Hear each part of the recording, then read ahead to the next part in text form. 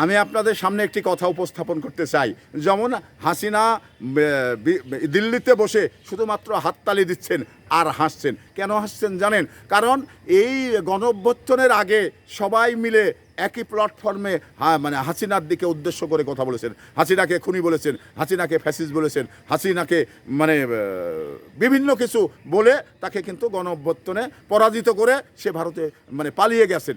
এবার ভারতে বসে হাসিনা এই বাংলাদেশের জামাত ইসলাম বা এনসিপি বা বিএনপি জামাত ইসলামকে মানে ইন্ডিকেট করে কথা বলছেন যে তারা মৌলবাদ, তারা মানে মৌদুদিবাদী একটি রাজনৈতিক দল, মানে ইসলামকে মানে ইসলাম ধর্ম ব্যবসায়ী এই ধরনের কথা বলে আখ্যায়িত করছে। তেমনিভাবে জামাত ইসলাম বিএনপিকে বলছেন যে সাদাবাজ, তারা এক সাদাবাজ চলে গেছেন আর এক সাদাবাজ এসে ক্ষমতায় বসেছেন।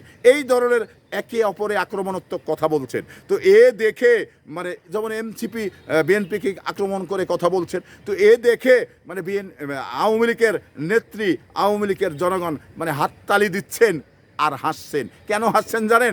যে এই তো তোদের ভিতরে শুরু হয়েছে, এবার তোরাই মারামারি করে মর, আমি শুধু ভারতে বসে দেখি।